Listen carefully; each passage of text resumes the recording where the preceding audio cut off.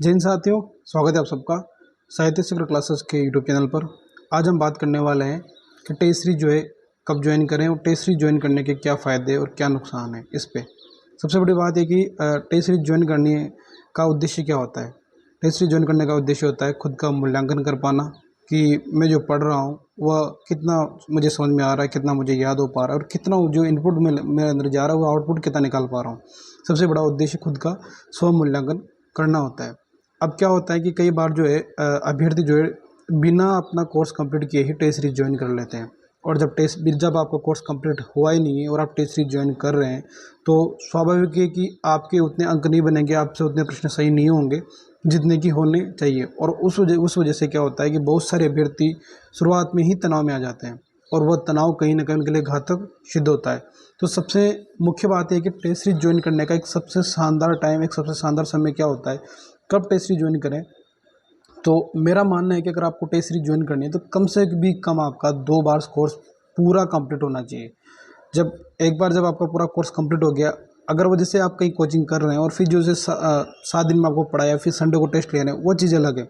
आप पूरी जो टेस्ट सीरीज एक प्रकार ज्वाइन कर रहे हैं, जैसे मान लो अपने मॉडल पेपर के हिसाब से प्रश्न आते हैं, जैसे 150 प्रश्न आते हैं, उस हिसाब से अगर टेस्ट सीरीज ज्वाइन कर रहे हो कहीं, तो फिर आपको कंप्लीटली 2 बार कोर्स कंप्लीट होना ही चाहिए। जब 2 बार आपका कोर्स कंप्लीट हो चुका है उसके बाद आपको किसी भी कोचिंग संस्थान की जहाँ आपको विश्वास है, जहाँ आपको लगता है कि अच्छी क्वालिटी मिलती है, अच्छे प्रकार के टेस्ट होते हैं और उसका आपको फ़ायदा होने वाला है, तो वहाँ आप ऑनलाइन ऑफलाइन कैसे भी टेस्ट सीरीज जो है ज्वाइन कर सकते हैं।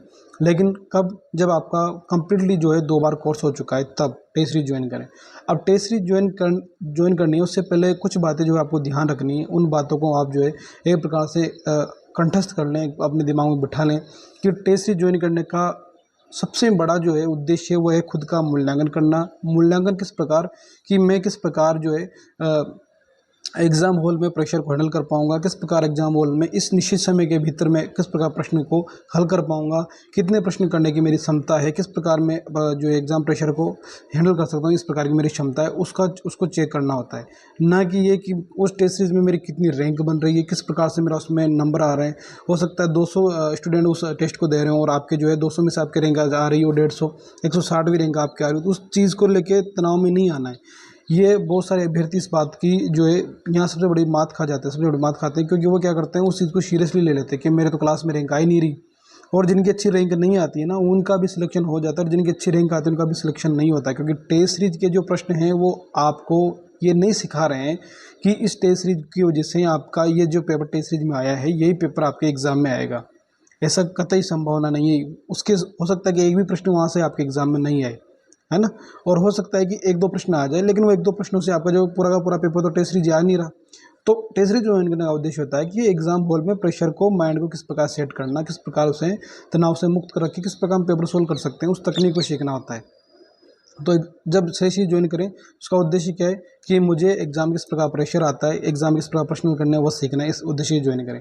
दूसरी बात, आपकी रैंक भले ही दूसरी आए, आपकी रैंक भले ही 200 में से फर्स्ट रैंक आपकी आ रही हो या भले 200 में से 200वीं रैंक आपकी आ रही हो, तब भी आपको ना तो ज़्यादा उत्साहित होना है ना ही निराश होना है। ज़्यादा उत्साह भी खराब हो जाएगा, उत्साह से भी आपका जो है करियर खराब हो सकता है। क्यों? क्योंकि ज़्यादा उत्साह में आने से हो सकता है कि आप जो है अपनी जो तैयारी जिस लेवल पर चल रही हो, आप थोड़ा ये सोच जाए कि ठीक है यार मेरी तो अच्छी रैंक आ रही हो जाएगा सिलेक्शन, और फिर वो प्रश्न की कोई गारंटी नहीं कि वो प्रश्न आएंगे, ज़रूरी नहीं कि वो प्रश्न आए और फिर आपका सिलेक्शन नहीं हुआ तो। और हो सकता है कि आपके 200वीं रैंक आ रही हो और फिर उनमें से एक भी प्रश्न जो आप नहीं करवा, लेकिन प्रश्न इस प्रकार के आ जाए कि वहाँ आपके अच्छे अंक बन जाए। इस प्रकार तो टेस्ट सीरीज ज्वाइन करने, तो उसमें दूसरी बात ये कि आपको ये देखना है कि मुझे कितने प्रश्न कर पा रहा हूँ और कितने टाइम के भीतर कर पा रहा हूँ। रैंक मेरी कितनी भी है मुझे उससे कोई मतलब नहीं है। जब टेस्ट सीरीज आप ज्वाइन कर लीजिए, आप टेस्ट सीरीज दे रहे हैं, टेस्ट सीरीज देने के बाद जब हो सकता है जैसे वो कोचिंग वाले उसका व्याख्यान भी आपको दे, उसका हल करवाएं, उसके बाद भी आपको खुद वो टेस्ट घर पे लेके आके खुद भी आपको वो टेस्ट जो है हल करना है। और प्रत्येक जैसे प्रश्न होता है, एक प्रश्न में 4 ऑप्शन होते हैं, तो आपको चारों प्रश्नों के जो ऑप्शन है उनको डिटेल से सोल्व करना है। जैसे मान लो कबीरदास जी का जन्म कब हुआ, उसमें दे रखे जो 4 सन दे रखे हो सकता है उनमें से एक दादू दयाल का दे रखा हो, एक नानक का दे रखा हो, एक नामदेव का दे रखा हो और एक कबीर का दे रखा हो। तो आपको उसमें देखना है कि ये जो सन दे रखा है वो नानक का दे रखा है, तो उस नानक के बारे में 1-2 पॉइंट वहीं उस जो प्रिंट आउट रहेगा आपको पेपर का उस पर देख लें, उस पर लिखें, सोल्व करें कि ये इसका जन्म वर्ष है।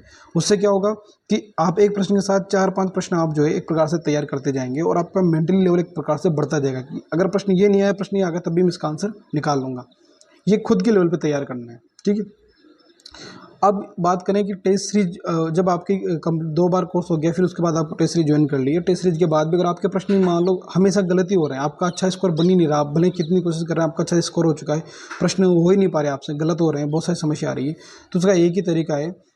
सबसे शानदार तरीका क्या है कि जिस टॉपिक का आपको टेस्ट होना है, एक तो उस टॉपिक को आप कम से कम 2-3 बार पढ़ें, और फिर जब टेस्ट देने जाएँ तो केवल एक चीज़ सोच के जाएँ कि भले 10 प्रश्न मैं सही करूँ पूरे 1 घंटे के भीतर, लेकिन 10 प्रश्नों को मैं ढंग से पढ़ूंगा, उसके 4 ऑप्शन ढंग से पढ़ूंगा और उसके बाद ही टेस्ट दूंगा, उसके बाद ही प्रश्न को सोल्व करूंगा।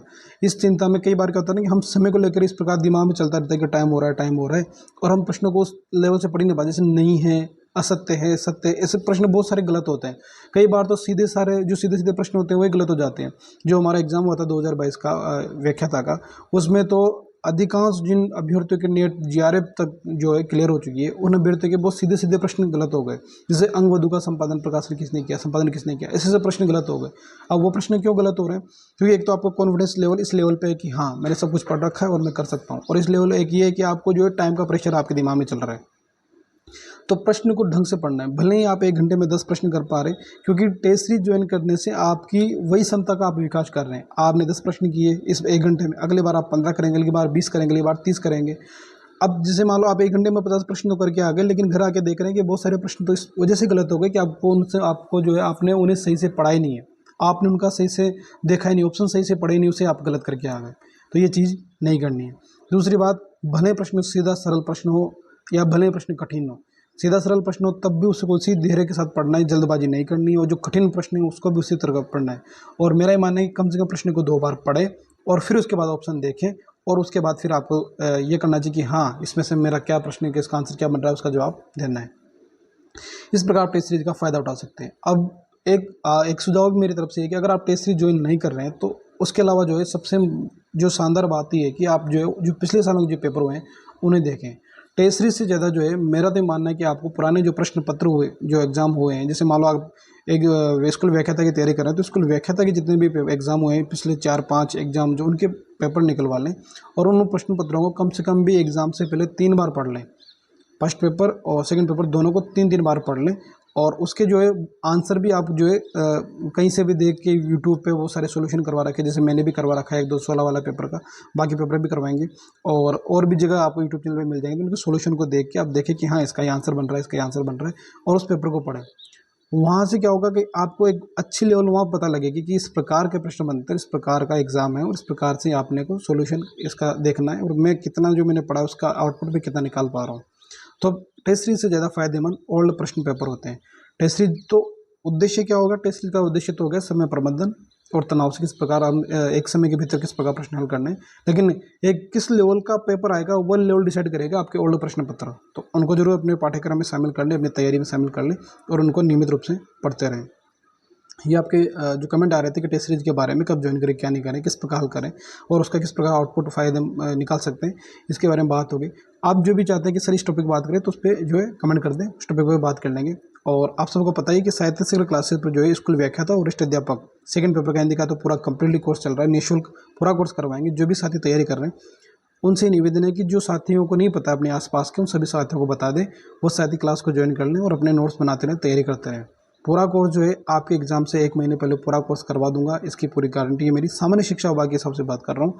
और टेस्ट सीरीज जो है ऑनलाइन टेस्ट सीरीज जो का होगा तो ठीक है, वरना ऑफलाइन टेस्ट सीरीज का जैसे जिस प्रकार भी होगा, क्योंकि मेरे पास अभी वैसा सिस्टम नहीं है, तो वो जिस प्रकार भी होगा आपको मैं अवगत करा दूंगा। टेस्ट सीरीज भी करवाएंगे, यहाँ तक कि ऑनलाइन करवाएंगे तो निःशुल्क भी करवा देंगे, ठीक है। तो आप जो है अच्छे से तैयारी करते रहें, नोट्स बनाते रहें, और सभी साथियों को इसे अवगत करा दें निःशुल्क कोर्स के बारे में, और वह भी इसका फ़ायदा उठा सकें। आपके मन में जो भी डाउट हो, जो भी शंका हो, जो भी कमेंट, जो भी चाहे तो आप कमेंट करें, उस पर बात कर लेंगे नेक्स्ट वीडियो में। तब तक के लिए जय हिंद, जय भारत।